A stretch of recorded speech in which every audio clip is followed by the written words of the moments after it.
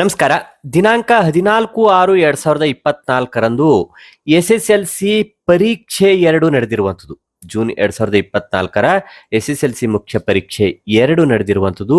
ಈ ದಿನಾಂಕದಂದು ನಡೆದಿರುವಂತಹ ಪ್ರಥಮ ಭಾಷೆ ಕನ್ನಡ ವಿಷಯ ಸಬ್ಜೆಕ್ಟ್ ಕೋಡ್ ಆಗಿರುವಂಥದ್ದು 01K ಆಗಿರುವಂಥದ್ದು. ಈ ಒಂದು ಪ್ರಶ್ನೆ ಪತ್ರಿಕೆಯ ಮಾದರಿ ಕೀ ಉತ್ತರಗಳು ಇಲಾಖೆಯಿಂದ ಪ್ರಕಟಿತವಾಗಿರುವಂತಹ ಕೀ ಉತ್ತರಗಳಿಗೆ ಸಂಬಂಧಿಸಿದಂತೆ ಇಲ್ಲಿ ನಾವು ನೋಡ್ಕೊಂಡು ಬರೋಣ. ಪೂರ್ತಿಯಾಗಿರುವಂತಹ ವಿಡಿಯೋವನ್ನು ವೀಕ್ಷಿಸಿ ಹಾಗೂ ನಿಮಗೆ ಈ ವಿಡಿಯೋ ಇಷ್ಟ ಆದಲ್ಲಿ ಲೈಕ್ ಮಾಡಿ. ಮೊದಲನೇ ವಿಭಾಗದಲ್ಲಿ ಬಹು ಆಯ್ಕೆ ಪ್ರಶ್ನೆಗಳನ್ನು ಕೊಟ್ಟಿರುವಂತದ್ದಾಗಿದೆ. 6 ಬಹು ಆಯ್ಕೆ ಪ್ರಶ್ನೆಗಳಿವೆ. ಪ್ರತಿಯೊಂದು ಸರಿ ಉತ್ತರಕ್ಕೂ 1 ಅಂಕದಂತೆ ಒಟ್ಟು 6 ಅಂಕಗಳು ಇಲ್ಲಿರುವಂತದ್ದಾಗಿದೆ. ಮೊದಲನೇ ಪ್ರಶ್ನೆ, ವಿಜಾತಿಯ ಸಂಯುಕ್ತಾಕ್ಷರಕ್ಕೆ ಉದಾಹರಣೆ ಇದು ಅಂತ ಹೇಳಿ ಕೇಳಿರುವಂಥದ್ದು.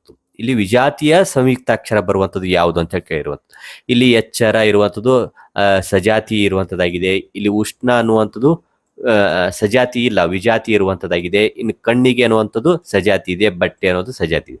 ಹಾಗಾಗಿ ಬಿ ಆಯ್ಕೆ ಸರಿಯಾಗಿರುವಂಥ ಉತ್ತರ. ಉಷ್ಣ ಅನ್ನುವಂಥದ್ದು ವಿಜಾತಿಯ ಸಂಯುಕ್ತಾಕ್ಷರಕ್ಕೆ ಉದಾಹರಣೆ. ಉತ್ತರಿಸ್ತಾ ಇರುವಂಥ ಸಂದರ್ಭದಲ್ಲಿ ಮೊದಲನೇ ಪ್ರಶ್ನೆ ಉತ್ತರ ಬಿ ಆಯ್ಕೆ ಉಷ್ಣ ಅಂತ ಹೇಳಿ ಉತ್ತರಿಸಿದೆ. ಅದರಲ್ಲಿ ಸಂಪೂರ್ಣವಾಗಿರುವಂಥ 1 ಅಂಕ ಇಲ್ಲಿ ದೊರೆಯುವಂಥದ್ದಾಗಿದೆ. ಇನ್ನು ಎರಡನೇ ಪ್ರಶ್ನೆ, ಮದೋನ್ಮತ ಪದವು ಈ ಸಂಧಿಗೆ ಉದಾಹರಣೆಯಾಗಿದೆ ಅಂತ ಹೇಳಿ ಕೇಳಿರುವಂಥದ್ದು.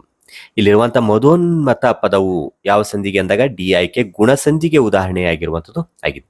ಮೂರನೇ ಪ್ರಶ್ನೆ, ಒಂದು ಅಭಿಪ್ರಾಯದ ವಿವರಣೆ ಮುಂದೆ ತಿಳಿಸಿದಂತೆ ಇದೆ ಎಂದು ತೋರಿಸುವ ಸಂದರ್ಭದಲ್ಲಿ ಬಳಸಲಾಗುವ ಲೇಖನ ಚಿಹ್ನೆ ಯಾವ ರೀತಿಯಾಗಿರುವಂತಹ ಲೇಖನ ಚಿಹ್ನೆಯಲ್ಲಿ ಬಳಸಲಾಗುತ್ತದೆ ಅಂದಾಗ ಡಿ ಆಯ್ಕೆ ವಿವರಣಾತ್ಮಕ ಲೇಖನ ಚಿಹ್ನೆಯನ್ನು ಬಳಸಲಾಗುವಂಥದ್ದು ಆಗಿದೆ. ಇನ್ನು ನಾಲ್ಕನೇ ಪ್ರಶ್ನೆ, ಒಂದು ಅಥವಾ ಅನೇಕ ವಾಕ್ಯಗಳು ಒಂದು ಪ್ರಧಾನ ವಾಕ್ಯಕ್ಕೆ ಅಧೀನವಾಗಿರುವ ವಾಕ್ಯ ಯಾವುದು ಅಂತ ಕೇಳಿರುವಂಥದ್ದು. ಅಧೀನವಾಗಿರುವಂತಹ ವಾಕ್ಯ ಮಿಶ್ರ ವಾಕ್ಯ ಆಗಿರುವಂಥದ್ದಾಗಿದೆ. ಇನ್ನು ಐದನೇ ಪ್ರಶ್ನೆ, ಸಪ್ತಮಿ ವಿಭಕ್ತಿಯ ಕಾರಕಾರ್ಥ ಯಾವುದು ಅಂತ ಕೇಳಿರುವಂಥದ್ದು. ಸಪ್ತಮಿಯ ವಿಭಕ್ತಿಯ ಕಾರಕಾರ್ಥ ಇರುವಂಥದ್ದು ಬಿ ಆಯ್ಕೆ ಅಧಿಕರಣ ಇರುವಂಥದ್ದು ಆಗಿದೆ. ಇನ್ನು ಆರನೇ ಪ್ರಶ್ನೆ, ರಾಜೀವಸಕ ಪದವು ಈ ಸಮಾಸಕ್ಕೆ ಉದಾಹರಣೆಯಾಗಿದೆ. ರಾಜೀವಸಕ ಅನ್ನೋ ಪದವು ಬಹುರ್ವಿ ಸಮಾಸಕ್ಕೆ ಉದಾಹರಣೆಯಾಗಿರುವಂಥದ್ದು ಆಗಿದೆ. ಇನ್ನು ಎರಡನೇ ವಿಭಾಗದಲ್ಲಿ ಸಂಬಂಧಿ ಪದ ಬರೆಯುವುದಕ್ಕೆ ಪ್ರಶ್ನೆ ಕೇಳಿರುವಂಥದ್ದಾಗಿದೆ. ಪ್ರತಿಯೊಂದು ಸರಿ ಉತ್ತರಕ್ಕೂ 1 ಅಂಕ. ಒಟ್ಟು 4 ಪ್ರಶ್ನೆಗಳು ಇಲ್ಲಿರುವಂಥದ್ದು ಆಗಿದೆ. ಏಳನೇ ಪ್ರಶ್ನೆ, ಚಿರ ಸೀರೆ ಯುದ್ಧ ಬರುವಂಥದ್ದು ಜುದ್ಧ ಆಗುತ್ತೆ. ಇನ್ನು ಎಂಟನೇ ಪ್ರಶ್ನೆ, ಓಡು ಓಡು ಇದು ದ್ವಿರುಕ್ತಿ ಆದರೆ ಧೀರ ಶೂರ ಅನ್ನೋದು ಜೋಡು ನುಡಿ ಆಗುವಂಥದ್ದಾಗಿದೆ. ಇನ್ನು 9ನೇ ಪ್ರಶ್ನೆ, ಪರ್ವತ ಅನ್ನೋದು ರೂಢನಾಮ ಆದರೆ ವಿದ್ವಾಂಸ ಅನ್ನೋದು ಅನ್ವರ್ಥ ನಾಮ ಆಗುವಂಥದ್ದು. ಇನ್ನು 10ನೇ ಪ್ರಶ್ನೆ, ಹಿಂಗ ಇದು ಹೀಗೆ ಬರೆಯುವಂಥದ್ದು. ಇಸುವಾಸ ಇದು ವಿಶ್ವಾಸ ಅಂತ ಹೇಳಿ ಬರೆಯುವಂಥದ್ದಾಗಿದೆ. ಇನ್ನು 3ನೇ ವಿಭಾಗದಲ್ಲಿ ಒಂದೊಂದು ವಾಕ್ಯದಲ್ಲಿ ಉತ್ತರ ಬರೆಯುವಂಥ ಪ್ರಶ್ನೆಗಳನ್ನು ಕೇಳಿರುವಂಥದ್ದಾಗಿದೆ. ಪ್ರತಿಯೊಂದು ಸರಿ ಉತ್ತರಕ್ಕೂ 1 ಅಂಕ. ಒಟ್ಟು 7 ಪ್ರಶ್ನೆಗಳು ಇಲ್ಲಿದ್ದು 7 ಅಂಕಗಳು ಇಲ್ಲಿರುವಂಥದ್ದಾಗಿದೆ. 11ನೇ ಪ್ರಶ್ನೆ, ಆಂಗ್ಲ ಸಾಮ್ರಾಜ್ಯದ ವೈಭವ ಕಂಡುಬರುವ ಓಣಿ ಯಾವುದು ಅಂತ ಹೇಳಿ ಕೇಳಿರುವಂಥದ್ದು. ಆಂಗ್ಲ ಸಾಮ್ರಾಜ್ಯದ ವೈಭವ ಕಂಡುಬರುವ ಓಣಿ ಚೇರಿಂಗ್ ಕ್ರಾಸ್. ಇನ್ನು 12ನೇ ಪ್ರಶ್ನೆ, ಹಿತವಚನವು ಮನಸ್ಸಿನ ಕೊಳೆಯನ್ನು ಹೇಗೆ ತೊಳೆಯುತ್ತದೆ ಅಂತ ಹೇಳಿ ಕೇಳಿರುವಂಥದ್ದು. ಮುಸ್ಸಂಜೆಯ ಚಂದ್ರ ಕತ್ತಲನ್ನು ಕಳೆಯುವಂತೆ ಬಗೆಯ ಕೊಳೆಯನ್ನೆಲ್ಲ ಹಿತವಚನವು ತೊಳೆದು ಬಿಡುತ್ತದೆ. ಇನ್ನು 13ನೇ ಪ್ರಶ್ನೆ, ಸುಕುಮಾರ ಸ್ವಾಮಿಗೆ ಯಾವ ಪಟ್ಟವನ್ನು ಕಟ್ಟಲಾಯಿತು. ಸುಕುಮಾರ ಸ್ವಾಮಿಗೆ ಸೆಟ್ಟಿ ಪಟ್ಟವನ್ನು ಕಟ್ಟಲಾಯಿತು. 14ನೇ ಪ್ರಶ್ನೆ, ಧರ್ಮಾಧಿಕಾರಣರು ಏಕೆ ವಿಸ್ಮಯ ಹೊಂದಿದರು. ವೃಕ್ಷವು ಸಾಕ್ಷಿ ಹೇಳುವುದೆಂಬ ಮಾತನ್ನು ಕೇಳಿ ಧರ್ಮಾಧಿಕಾರಣರು ವಿಸ್ಮಯ ಹೊಂದಿದರು. 15ನೇ ಪ್ರಶ್ನೆ, ಹಕ್ಕಿಯು ಯಾರ ನೆತ್ತಿಯನ್ನು ಕುಕ್ಕಿದೆ. ಹಕ್ಕಿಯು ಸಾರ್ವಭೌಮರ ನೆತ್ತಿಯನ್ನು ಕುಕ್ಕಿದೆ. 16ನೇ ಪ್ರಶ್ನೆ, ದಿನಪಸುತ ಎಂದರೆ ಯಾರು ಅಂತ ಕೇಳಿರುವಂಥದ್ದು. ದಿನಪಸುತ ಎಂದರೆ ಕರ್ಣ. 17ನೇ ಪ್ರಶ್ನೆ, ಬಿಲ್ಲ ಹಬ್ಬವನ್ನು ರಚಿಸಿದ ಕವಿ ಯಾರು ಅಂತ ಕೇಳಿರುವಂಥದ್ದು. ಬಿಲ್ಲ ಹಬ್ಬವನ್ನು ರಚಿಸಿದ ಕವಿ ಮೂಲ್ಕಿಯ ವಾಸುದೇವ ಪ್ರಭು. ಇನ್ನು 4ನೇ ವಿಭಾಗದಲ್ಲಿ 3-4 ವಾಕ್ಯಗಳಲ್ಲಿ ಉತ್ತರಿಸಿ ಅಂತ ಹೇಳಿ ಕೇಳಿರುವಂತಹ ಪ್ರಶ್ನೆಗಳಿರುವಂಥದ್ದಾಗಿದೆ. 2 ಅಂಕದ ಪ್ರಶ್ನೆಗಳು, 10 ಪ್ರಶ್ನೆಗಳಿಲ್ಲಿವೆ. ಒಟ್ಟು 20 ಅಂಕಗಳು ಈ ಒಂದು ವಿಭಾಗದಲ್ಲಿರುವಂಥದ್ದಾಗಿದೆ. 18ನೇ ಪ್ರಶ್ನೆ, ಲಕ್ಷ್ಮಣನು ಅಣ್ಣನನ್ನು ಹೇಗೆ ಸಂತೈಸಿದನು ಅನ್ನೋದು ಪ್ರಶ್ನೆ ಇರುವಂಥದ್ದು. ತಾಳಿಕೋ ಅಣ್ಣ ತಾಳಿಕೋ, ಸೂರ್ಯನೇ ಕಾಂತಿಯನ್ನು ಕಳೆದುಕೊಂಡರೆ ಕಾಂತಿ ನೀಡುವವರು ಯಾರು. ರಾಮನೇ ಧೈರ್ಯವನ್ನು ಕಳೆದುಕೊಂಡರೆ ಧೈರ್ಯ ನೀಡುವವರು ಯಾರು. ಧೈರ್ಯವಾಗಿರು ಎಂಬುದಾಗಿ ಲಕ್ಷ್ಮಣನು ರಾಮನನ್ನು ಸಂತೈಸಿದನು. ಇನ್ನು 19ನೇ ಪ್ರಶ್ನೆ, ದುಡ್ಡಿನ ನಿಜರೂಪಗಳಾವು ಅನ್ನೋದು ಪ್ರಶ್ನೆ ಇರುವಂಥದ್ದು. ದುಡ್ಡು ಆಸೆಯ ವಿಫಲತೆಗೆ ಎರೆಯುವ ನೀರು. ಇಂದ್ರಿಯಗಳೆಂಬ ಜಿಂಕೆಗಳನ್ನು ಮರಳುಗೊಳಿಸುವ ಬೇಡನ ಸಂಗೀತ. ಒಳ್ಳೆಯ ನಡತೆ ಎಂಬ ಚಿತ್ರಕ್ಕೆ ಬಳಿದ ಮಸಿ. ಅವಿವೇಕದ ಸವಿನಿದ್ದೆಗೆ ಹಾಸಿದ ಮೇಲು ಹಾಸೆ. ಅಹಂಕಾರದ ಪಿಶಾಚಿಗಳಿಗೆ ನೆಲೆಮನೆಯಾದ ಹಳೆಯುಟ್ಟ ಶಾಸ್ತ್ರದ ತಿಳಿವಿಗೆ ಬಿಗಿದ ಕಣ್ಪಟ್ಟಿ. ಎಲ್ಲ ದೌರ್ಜನ್ಯಗಳ ವಿಜಯಧ್ವಜ. ಕೋಪವೆಂಬ ಮೊಸಳೆಯನ್ನು ಹೊತ್ತ ಹೊಳೆ. ವಿಷಯ ಮದ್ಯಗಳ ಪಾನಭೂಮಿ, ಸಜ್ಜನಿಕೆಗೆ ಬೀಸಿದ ಬೆತ್ತ, ಒಳ್ಳೆತನವೆಂಬ ಕಲಹಂಸಗಳನ್ನು ಓಡಿಸುವ ಬಿರುಮಳೆ, ಸಜ್ಜನಿಕೆಯನ್ನು ಸುಡುವ ಮಸಣ, ಧರ್ಮವೆಂಬ ಚಂದ್ರಮಂಡಲವನ್ನು ಕಬಳಿಸುವ ರಾಹುವಿನ ಕರಿನಾಲಿಗೆ, ಇವು ದುಡ್ಡಿನ ನಿಜ ರೂಪಗಳು ಇರುವಂಥದ್ದು. ಇನ್ನು 20ನೇ ಪ್ರಶ್ನೆ, ಶಿಕ್ಷಣದ ಬಗ್ಗೆ ವಿಶ್ವೇಶ್ವರಯ್ಯನವರು ಏನೆಂದು ಹೇಳಿದ್ದಾರೆ? ಸರ್ ಎಂ ವಿಶ್ವೇಶ್ವರಯ್ಯನವರು ಆಧುನಿಕ ಶಿಕ್ಷಣವೇ ಎಲ್ಲ ಸಮಸ್ಯೆಗಳಿಗೂ ಪರಮೋಚ್ಚ ಪರಿಹಾರವೆಂಬುದು ನಂಬಿದರು. ಶಿಕ್ಷಣವು ಸಂಜೀವಿನಿ ಇದ್ದಂತೆ ಎಂಬುದನ್ನರಿತಿದ್ದ ಅವರು, ಶಿಕ್ಷಣಕ್ಕಾಗಿ ಶಿಕ್ಷಣವಿರಬೇಕು, ಅದು ಕೆಲವೇ ಜನರ ಸ್ವತ್ತಾಗದೆ ಪ್ರಗತಿಪರ ರಾಜ್ಯದಲ್ಲಿ ಎಲ್ಲರ ಆಜನ್ಮ ಸಿದ್ಧ ಹಕ್ಕಾಗಬೇಕು ಎಂದು ಹೇಳಿದ್ದಾರೆ. ಇನ್ನು 21ನೇ ಪ್ರಶ್ನೆ, ಅರಸ ವೃಷಭಾಂಕನು ಯಶೋಭದ್ರೆಯ ಮನೆಗೆ ಬರಲು ಕಾರಣವೇನು? ರತ್ನದ್ವೀಪದಿಂದ ಬಂದ ವ್ಯಾಪಾರಿಯು ಲಕ್ಷ ದಿನಾರ ಬೆಲೆ ಬಾಳುವ ರತ್ನಗಂಬಳಿಯನ್ನು ಉಜ್ಜೇನಿಗೆ ಮಾರಲು ತಂದನು. ಅಲ್ಲಿಯ ಅರಸ ವೃಷಭಾಂಕ ಹಾಗೂ ಅವನ ಪತ್ನಿ ಜ್ಯೋತಿರ್ಮಾಲೆ ರತ್ನಗಂಬಳಿಯ ಬೆಲೆಯನ್ನು ಕೇಳಿ ಕೊಳ್ಳದೆ ಹಾಗೇ ಕಳುಹಿಸಿದರು. ಯಶೋಭದ್ರೆಯು ಆ ರತ್ನಗಂಬಳಿಯನ್ನು ಲಕ್ಷ ದಿನಾರ ಕೊಟ್ಟು ಕೊಂಡು ಅವುಗಳನ್ನು 32 ತುಂಡುಗಳನ್ನಾಗಿ ಮಾಡಿ ತನ್ನ 32 ಸೊಸೆಯಂದಿರಿಗೆ ಕೊಡುತ್ತಾಳೆ. ಅವರು ಅದನ್ನು ತಮ್ಮ ಪಾದುಕೆಗಳಿಗೆ ಸಿಕ್ಕಿಸಿಕೊಳ್ಳುತ್ತಾರೆ. ಈ ವಿಷಯವನ್ನು ಕೇಳಿ ಆಶ್ಚರ್ಯಗೊಂಡ ರಾಜ ವೃಷಭಾಂಕನು ಅವರ ಐಶ್ವರ್ಯವನ್ನು ನೋಡಲು ಯಶೋಭದ್ರೆಯ ಮನೆಗೆ ಬರುತ್ತಾನೆ. 22ನೇ ಪ್ರಶ್ನೆ, ಕೃಷ್ಣನು ಕೌರವೇಂದ್ರನನ್ನು ಕೊಂದನು ಎಂದು ಕರ್ಣನು ಹೇಳಲು ಕಾರಣವೇನು ಅಂತ ಹೇಳಿ ಕೇಳಿರುವುದು. ಕೃಷ್ಣನಿಂದ ತನ್ನ ಜನ್ಮ ರಹಸ್ಯ ಕೇಳಿ ತಿಳಿದ ಕರ್ಣನು, ಹೇ ಕೃಷ್ಣ, ನಿನಗೆ ಮರಳು, ನಾನು ಈ ರಾಜ್ಯವೆಂಬ ಸಿರಿಗೆ ಸೋಲುವವನಲ್ಲ. ಪಾಂಡವರು ಹಾಗೂ ಸುಯೋಧನರಿಂದ ಓಲೈಸಿಕೊಳ್ಳಲು ನನಗೆ ಮನಸ್ಸಿಲ್ಲ. ಇದುವರೆಗೂ ನನ್ನನ್ನು ಪೊರೆದ ನನ್ನೊಡೆಯನಾದ ದುರ್ಯೋಧನನಿಗೆ ಅವನ ಶತ್ರುಗಳಾದ ಪಾಂಡವರ ಶಿರಗಳನ್ನು ಕತ್ತರಿಸಿ ತಂದು ಒಪ್ಪಿಸಬೇಕೆಂಬ ಉತ್ಸಾಹದಲ್ಲಿದ್ದೇನು. ನನ್ನ ಜನ್ಮ ರಹಸ್ಯವನ್ನು ತಿಳಿಸಿ ಕೌರವೇಂದ್ರನನ್ನು ಕೊಂದೇ ನೀನು ಎಂದನು. ಇನ್ನು 23ನೇ ಪ್ರಶ್ನೆ, ಪಾರ್ಥ ಭೀಮರನ್ನು ಕೊಂದ ಬಳಿಕ ಯುಧಿಷ್ಠರನೊಂದಿಗೆ ಸಂಧಿ ಮಾಡಿಕೊಳ್ಳುವುದಾಗಿ ದುರ್ಯೋಧನ ಹೇಳಲು ಕಾರಣವೇನು ಅಂತ ಹೇಳಿ ಕೇಳಿರೋದು.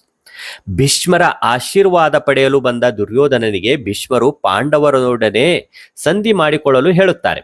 ಆಗ ದುರ್ಯೋಧನನು, ನನ್ನ ಪ್ರೀತಿಯ ತಮ್ಮನಾದ ದುಶ್ಯಾಸನನನ್ನು ಕೊಂದ ಭೀಮ ಹಾಗೂ ಪ್ರೀತಿಯ ಗೆಳೆಯನಾದ ಕರ್ಣನನ್ನು ಕೊಂದ ಅರ್ಜುನರು ಬದುಕಿರುವವರೆಗೆ ಸಂಧಿಗೆ ಒಪ್ಪಲಾರೆ. ಮೊದಲು ಅವರಿಬ್ಬರನ್ನು ಕೊಂದು ನನ್ನ ಕೋಪ ಆರಿದ ಬಳಿಕ ಯುಧಿಷ್ಠರನೊಡನೆ ಸಂಧಿ ಮಾಡಿಕೊಳ್ಳುವುದಾಗಿ ಹೇಳುತ್ತಾನೆ. ಇನ್ನು 24ನೇ ಪ್ರಶ್ನೆ, ಟು ದಿ ಲಾಸ್ಟ್ ಗ್ರಂಥದ ಸಿದ್ಧಾಂತಗಳನ್ನು ಗಾಂಧೀಜಿಯವರು ಹೇಗೆ ತಿಳಿಸಿದರು? ಟು ದಿ ಲಾಸ್ಟ್ ಗ್ರಂಥದ ಸಿದ್ಧಾಂತಗಳನ್ನು ಗಾಂಧೀಜಿಯವರು ಹೀಗೆ ತಿಳಿಸಿದರು. ಎಲ್ಲರ ಒಳ್ಳೆಯದರಲ್ಲಿಯೇ ನಮ್ಮ ಒಳ್ಳೆಯದು ಅಡಗಿದೆ. ವಕೀಲನ ಕೆಲಸಕ್ಕೆ ಇರುವ ಬೆಲೆಯೇ ಕ್ಷೌರಿಕನ ಕೆಲಸಕ್ಕೂ ಇದೆ. ತಮ್ಮ ಕೆಲಸದಿಂದ ಜೀವನ ನಿರ್ವಹಿಸಲು ಎಲ್ಲರಿಗೂ ಸಮಾನವಾದ ಹಕ್ಕಿದೆ. ಶ್ರಮಜೀವಿಯ ಜೀವನ ಉಳುವವನ ಅಥವಾ ಕೈಕಸುಬುಗಾರನ ಜೀವನವೇ ಯೋಗ್ಯ ಜೀವನ. ಇನ್ನು 25ನೇ ಪ್ರಶ್ನೆ, ಭಗತ್ ಸಿಂಗ್ ಜಲಿಯನ್ ವಾಲಾಬಾಗ್ ಮಾರಣ ಹೋಮದಿಂದ ತೆಗೆದುಕೊಂಡ ನಿರ್ಧಾರವೇನು ಅಂತ ಹೇಳಿ ಕೇಳಿರುವುದು. ಜಲಿಯನ್ ವಾಲಾಬಾಗ್ ಮಾರಣ ಹೋಮ ಭಗತ್ ಸಿಂಗನ ಮನಸ್ಸಿನಲ್ಲಿ ಅಚ್ಚಳಿದ ಪ್ರಭಾವವನ್ನು ಬೀರಿತು. ಒಂದಲ್ಲ ಒಂದು ದಿನ ಈ ದಮನಕಾರಿ ಪ್ರಭುತ್ವವನ್ನು ಧ್ವಂಸ ಮಾಡಲು ಏನನ್ನಾದರೂ ಮಾಡಿಯೇ ತೀರುತ್ತೇನೆಂದು, ಆಗ ಕ್ರೂರ ಬ್ರಿಟಿಷ್ ಆಳ್ವಿಕೆ ಅಂತ್ಯವಾಗುತ್ತದೆ ಎಂದು ತಿಳಿದಿದ್ದ ಭಗತ್ ಸಿಂಗ್ ಮುಂದೆ ಕ್ರಾಂತಿಕಾರಿಗಳ ಸಹಕಾರದಿಂದ ಮಾತೃಭೂಮಿಯನ್ನು ಗುಲಾಮಗಿರಿಯ ಸಂಕೋಲೆಯಿಂದ ಬಿಡಿಸಲು ಸ್ವಾತಂತ್ರ್ಯ ಹೋರಾಟದ ಪಥದಲ್ಲಿ ಮುನ್ನಡೆಯುವ ನಿರ್ಧಾರವನ್ನು ತೆಗೆದುಕೊಂಡನು. ಇನ್ನು 26ನೇ ಪ್ರಶ್ನೆ, ವಸಂತ ಮುಖ ತೋರಲಿಲ್ಲ ಕವನದಲ್ಲಿ ಪ್ರಕೃತಿಯ ಸಂಭ್ರಮ ಹೇಗೆ ವ್ಯಕ್ತವಾಗಿದೆ? ವಸಂತ ಮುಖ ತೋರಲಿಲ್ಲ ಕವನದಲ್ಲಿ ಒಡೆಯನ ಅಂಗಳದಲ್ಲಿ ಮಾವಿನ ಮರಗಳು ಮೈತುಂಬಿ ನಿಂತಿವೆ, ಹಕ್ಕಿಗಳು ರೆಕ್ಕೆ ಬಿಚ್ಚಿ ಹಾರುತ್ತಿವೆ, ಕೋಗಿಲೆಗಳು ಮನದುಂಬಿ ಶುಶ್ರಾವ್ಯವಾಗಿ ಹಾಡುತ್ತಿವೆ, ಇಳೆಗೆ ಕಡಲುಕ್ಕಿ ಹರಿಯುವ ಸಂಭ್ರಮ, ಹೀಗೆ ಪ್ರಕೃತಿಯ ಸಂಭ್ರಮವನ್ನು ವರ್ಣಿಸಲಾಗಿದೆ. ಇನ್ನು 27ನೇ ಪ್ರಶ್ನೆ, ಮಲೆನಾಡಿನಲ್ಲಿ ದೀಪದ ಬತ್ತಿಯ ಸಮಸ್ಯೆಯನ್ನು ಹೇಗೆ ಪರಿಹರಿಸಿಕೊಳ್ಳಲಾಯಿತು? ಮಲೆನಾಡಿನ ಕಾಡುಗಳಲ್ಲಿ ಬೂದು ಬಣ್ಣದ ತೊಡಕಲು ಕುಡಿಯನ್ನು ಸಂಗ್ರಹಿಸಿ ಒಣಗಿಸಿ ಡಬ್ಬದಲ್ಲಿ ಶೇಖರಿಸಿಡುತ್ತಿದ್ದರು. ಇದನ್ನು ಎಣ್ಣೆಯಲ್ಲಿ ಅದ್ದಿ ನಿತ್ಯವೂ ಆರತಿಗೆ ಬಳಸುತ್ತಿದ್ದರು. ಅಡಿಕೆ, ತೆಂಗಿನ ತೋಟ, ಹಳ್ಳದಂಚುಗಳಲ್ಲಿ ನಾಗಸಂಪಿಗೆ ಮರಗಳಿದ್ದವು. ಅವುಗಳ ಬೀಜ ಸಂಗ್ರಹಿಸಿ ದೀಪಕ್ಕೆ ಬಳಸುತ್ತಿದ್ದರು.